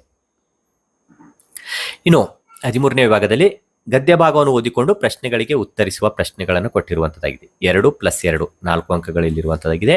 ಈ 43ನೇ ಪ್ರಶ್ನೆಯಲ್ಲಿ ಗದ್ಯ ಭಾಗವನ್ನು ಕೊಟ್ಟಿರುವಂತದ್ದಾಗಿದೆ. ಈ ಗದ್ಯ ಭಾಗವನ್ನು ಪಾಜ್ ಮಾಡಿ ನೀವು ಡಿಟೇಲ್ ಆಗಿ ಅಧ್ಯಯನ ಮಾಡ್ಕೊಳ್ಬಹುದಾಗಿರುವಂಥದ್ದು. ಈ ಗದ್ಯ ಭಾಗವನ್ನು ಓದಿಕೊಂಡಾದ ನಂತರ ಇಲ್ಲಿ ಪ್ರಶ್ನೆಗಳಿರುವಂಥದ್ದು, ಮಕ್ಕಳ ರಂಗಭೂಮಿಗೆ ಕಾರಂತರ ಕೊಡುಗೆಗಳೇನು ಅಂತ ಕೇಳಿರುವಂಥದ್ದು. ಇನ್ನು ಬಾಲ್ಯದಲ್ಲಿ ಕಾರಂತರಿಗೆ ಸಿಕ್ಕ ಕಲಾ ಶ್ರೀಮಂತಿಕೆ ಬಗೆಗಳಾವು ಅಂತ ಕೇಳಿರುವಂಥದ್ದು. ಇಲ್ಲಿ ಮಕ್ಕಳ ರಂಗಭೂಮಿಗೆ ಕಾರಂತರ ಕೊಡುಗೆಗಳನ್ನು ನೋಡಿದಾಗ, ಕಾರಂತರು ಮಕ್ಕಳ ಸ್ಕೂಲ್ ರಂಗಭೂಮಿಯಲ್ಲಿ ಎಂಬಂತೆ ಮಕ್ಕಳ ರಂಗಭೂಮಿಗೆ ಶ್ರಮಿಸಿದರು. ಮಕ್ಕಳಿಗಾಗಿ ನಾಟಕ ರಚಿಸಿ ನಿರ್ದೇಶಿಸಿದ್ದಾರೆ. ಪಂಜರ, ಶಾಲೆ, ಕಿಂದರಿ ಜೋಗಿ, ಮೂಕನ ಮಕ್ಕಳು ಮೊದಲಾದ ನಾಟಕಗಳನ್ನು ಮಕ್ಕಳಿಗಾಗಿ ಮಾಡಿಸಿದ್ದಾರೆ. ಮಕ್ಕಳ ರಂಗದ ಕಲ್ಪನೆಯ ಮೂಲಕ ಚಿಣ್ಣರಿಗಾಗಿ ಹೊಸ ರಂಗಲೋಕ ನಿರ್ಮಿಸಿದವರು ಕಾರಂತರು. ಇನ್ನು ಪ್ರಶ್ನೆ ಇರುವಂಥದ್ದು, ಬಾಲ್ಯದಲ್ಲಿ ಕಾರಂತರಿಗೆ ಸಿಕ್ಕ ಕಲಾ ಶ್ರೀಮಂತಿಕೆ ಬಗೆಗಳಾವು ಅಂತ ಕೇಳಿರುವಂಥದ್ದು. ತಾಯಿ ಲಕ್ಷ್ಮಮ್ಮನವರು ಹಾಡುತ್ತಿದ್ದ ಸಂಪ್ರದಾಯದ ಹಾಡುಗಳು, ಮನೆಯಲ್ಲಿ ನಡೆಯುತ್ತಿದ್ದ ಭಜನೆಗಳು, ಊರಿನ ಹರಿಕತೆ, ಯಕ್ಷಗಾನ, ಸುತ್ತಮುತ್ತಲ ಊರುಗಳ ಜಾತ್ರೆ, ಭೂತಕೋಲ, ರಥೋತ್ಸವ, ಪಾಡ್ದನಗಳು, ಪಾತ್ರೀಯ ದರ್ಶನ, ವಾದ್ಯಗಳ ಧ್ವನಿ ಕಾರಂತರಿಗೆ ಸಿಕ್ಕ ಕಲಾ ಶ್ರೀಮಂತಿಕೆ. ಇನ್ನು 14ನೇ ವಿಭಾಗದಲ್ಲಿ ಪತ್ರಲೇಖನ ಬರೆಯುವುದಕ್ಕೆ ಪ್ರಶ್ನೆ ಕೊಟ್ಟಿರುವಂತದ್ದಾಗಿದೆ. 5 ಅಂಕದ ಒಂದು ಪ್ರಶ್ನೆ ಇರುವಂಥದ್ದು. 44ನೇ ಪ್ರಶ್ನೆ, ನಿಮ್ಮನ್ನು ಬೆಂಗಳೂರಿನ ಸರ್ಕಾರಿ ಪ್ರೌಢಶಾಲೆಯ ಭಾರ್ಗವ್ ಎಂದು ಭಾವಿಸಿಕೊಂಡು ಪರೀಕ್ಷಾ ಸಮಯದಲ್ಲಿ ರಾತ್ರಿ ವೇಳೆ ವಿದ್ಯುತ್ ಪೂರೈಕೆಯಲ್ಲಿ ಕಡಿತ ಮಾಡದಂತೆ ಕೋರಿ ವಿದ್ಯುತ್ ಶಕ್ತಿ ಮಂಡಳಿಯ ಮುಖ್ಯ ಇಂಜಿನಿಯರ್ ಅವರಿಗೆ ಪತ್ರ ಬರೆಯಿರಿ ಅಂತ ಹೇಳಿ ಕೇಳಿರುವಂಥದ್ದು ಆಗಿದೆ. ಇನ್ನು ಅಥವಾ ಪ್ರಶ್ನೆ ಸಹ ಇಲ್ಲಿರುವಂಥದ್ದು, ನಿಮ್ಮನ್ನು ರಾಮನಗರ ಸರ್ಕಾರಿ ಪ್ರೌಢಶಾಲೆಯ ಭರತ್ ಎಂದು ಭಾವಿಸಿಕೊಂಡು ಶಾಲೆಯ ಪೋಷಕರ ಸಭೆಗೆ ಆಹ್ವಾನಿಸಿ ತೀರ್ಥಹಳ್ಳಿಯಲ್ಲಿ ವಾಸವಾಗಿರುವ ಶಾರದಾ ಎಂಬ ಹೆಸರಿನ ತಾಯಿಯವರಿಗೆ ಪತ್ರ ಬರೆಯಿರಿ ಅಂತ ಕೇಳಿರೋದು. ಪತ್ರಗಳನ್ನು ಹೇಗೆ ಬರೀಬೇಕು ಅನ್ನೋದು ನಾವು ಸಪರೇಟ್ ವಿಡಿಯೋಗಳಲ್ಲಿ ಸಿದ್ಧಪಡಿಸಿರುವಂತದ್ದಾಗಿದೆ, ಅವುಗಳನ್ನು ವೀಕ್ಷಿಸಬಹುದು. ಇಲ್ಲಿ ವ್ಯವಹಾರಿಕ ಪತ್ರದಲ್ಲಿ ಮನವಿ ಪತ್ರ, ಇಂದ ಗೆ ಸಂಬೋಧನೆ ವಿಷಯ ಬರೆದಿದೆ, ಅದರಲ್ಲಿ 1 ಅಂಕ. ಪತ್ರದ ಒಡಲು ವಿಷಯ ನಿರೂಪಣೆಗೆ 2 ಅಂಕ. ವಂದನೆಯೊಂದಿಗೆ ಮುಕ್ತಾಯ ಇಂತಿ ಸ್ಥಳ ದಿನಾಂಕ ಬರೆದಿದೆ, ಅದರಲ್ಲಿ 1 ಅಂಕ. ಭಾಷೆ ಶೈಲಿಗೆ ಪದ ಬಳಕೆಗೆ ವಿನ್ಯಾಸಕ್ಕೆ 1 ಅಂಕ. ಒಟ್ಟು 5 ಅಂಕಗಳ ಹಂಚಿಕೆ ಹೀಗಿರುವಂಥದ್ದು.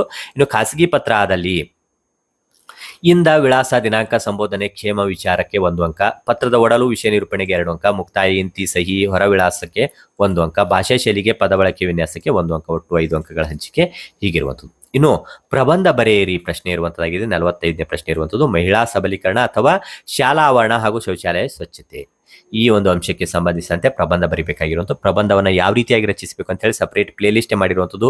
ಕೆಲವೊಂದಿಷ್ಟು ಮಾದರಿ ಪ್ರಬಂಧಗಳನ್ನು ಸಹ ರಚಿಸಿರುವಂಥದ್ದು, ಅವುಗಳನ್ನು ವೀಕ್ಷಣೆ ಮಾಡಿ ನೀವು ಪ್ರಾಕ್ಟೀಸ್ ಮಾಡ್ಕೊಳ್ಬಹುದು. ಇಲ್ಲಿ ಅಂಕಗಳ ಹಂಚಿಕೆ, ಪ್ರಸ್ತಾವನೆ, ಪೀಠಿಕೆ, ವಿಷಯ ಪ್ರವೇಶಕ್ಕೆ 1 ಅಂಕ. ಒಡಲು ಸಮರ್ಥ ವಿವರಣೆಯೊಂದಿಗೆ ವಿಷಯಕ್ಕೆ 2 ಅಂಕ. ಉಪಸಂಹಾರ, ಮುಕ್ತಾಯ, ವಿಷಯ ಸಮಾಪ್ತಿಗೆ 1 ಅಂಕ. ಭಾಷಾ ಶೈಲಿಗೆ ಪದಬಂಧಕ್ಕೆ 1 ಅಂಕ. ಒಟ್ಟು 5 ಅಂಕಗಳ ಹಂಚಿಕೆ ಹೀಗೆ ಇರುವಂಥದ್ದಾಗಿದೆ. ಈ ರೀತಿಯಾಗಿ ಪರೀಕ್ಷೆ ನಡೆದಿರುವಂತಹ ಪ್ರಶ್ನೆ ಪತ್ರಿಕೆಯ ಮಾದರಿ ಉತ್ತರಗಳನ್ನು ನಾವಿಲ್ಲಿ ನೋಡ್ಕೊಂಡು ಬಂದಿರುವಂಥದ್ದಾಗಿದೆ. ಈ ಥರ ವಿಷಯಗಳಿಗೆ ಸಂಬಂಧಿಸಿದಂತೆ ಮತ್ತು ಹಿಂದಿನ ವರ್ಷದ ಪ್ರಶ್ನೆ ಪತ್ರಿಕೆಗಳು ಮಾದರಿ ಉತ್ತರಗಳಿಗೆ ಸಂಬಂಧಿಸಿದಂತೆ ವಿಡಿಯೋಗಳನ್ನು ಸಹ ಸಿದ್ಧಪಡಿಸಿರುವಂಥದ್ದು. ಅವುಗಳನ್ನು ವೀಕ್ಷಿಸಬೇಕಂದಲ್ಲಿ ಪ್ಲೇ ಲಿಸ್ಟ್ ಲಿಂಕ್ ಕೊಟ್ಟಿರ್ತೇವೆ, ಅವುಗಳನ್ನು ಸಹ ವೀಕ್ಷಣೆ ಮಾಡಿ ನೀವು ಪ್ರಾಕ್ಟೀಸ್ ಮಾಡಿಕೊಳ್ಬಹುದಾಗಿರುವಂಥದ್ದಾಗಿದೆ. ಈ ವಿಡಿಯೋ ನಿಮಗೆ ಇಷ್ಟ ಆದಲ್ಲಿ ಲೈಕ್ ಮಾಡಿ, ನಿಮ್ಮ ಸ್ನೇಹಿತರಿಗೂ ಸಹ ಶೇರ್ ಮಾಡಿ. ಮತ್ತೆ ಮುಂದಿನ ಭಾಗದಲ್ಲಿ ಭೇಟಿಯಾಗೋಣ. ಧನ್ಯವಾದ.